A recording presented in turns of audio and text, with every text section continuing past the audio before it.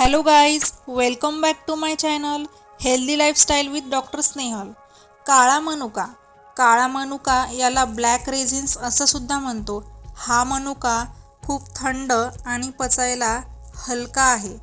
याचं मेन कार्य म्हणजेच शरीरातील मल आणि मूत्र यांना शरीराबाहेर काढण्याचं काम करतो.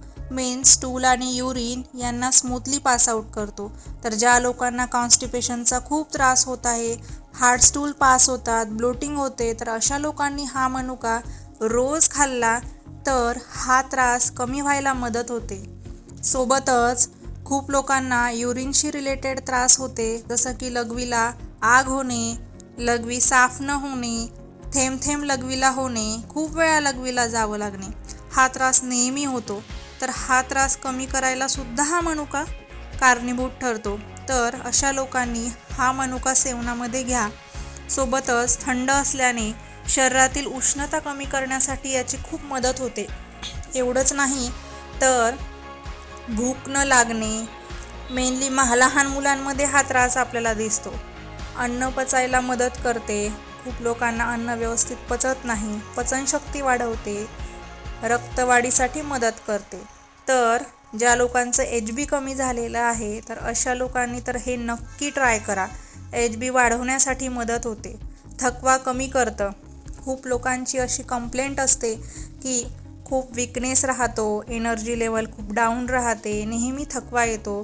तर ॲज अ टॉनिक म्हणून सुद्धा या मनुक्याचं कार्य सांगितलं आहे. एवढंच नाही तर चक्षुष्य म्हणजेच डोळ्यावर उत्तम असं काम करणारा हा मनुका सांगितला आहे. खूप लोकांना डोळे लाल होणे, डोळ्याला पाणी येणे, आग होणे आणि डोळे दुखणे असा त्रास होत राहतो. स्पेशली हा त्रास उन्हातून आल्यानंतर होत असेल तर हा मनुका घेणे खूप जास्त फायदेशीर आहे. तर मनुका कुणी खायचा नाही आहे, तर जेव्हा जुलाब लागले असतील, लूज मोशन्स असतील, तर त्या टाईम पिरियडमध्ये, त्या कालावधीमध्ये मात्र हा मनुका खाणे बंद ठेवायचं आहे आणि नंतर जुलाब संपल्यानंतर मनुका खाणे पुन्हा सुरू करू शकता.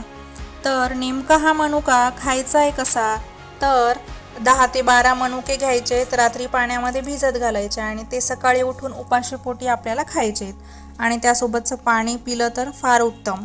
हा मनुका तुम्ही लहान मुलांना सुद्धा देऊ शकता. ज्यांना भूक लागत नाही आहे, तर पचन शक्ती वाढवते, भूक वाढवते, तर लहान मुलांना तुम्ही हा मनुका दिला तर खूप फायदेशीर ठरते.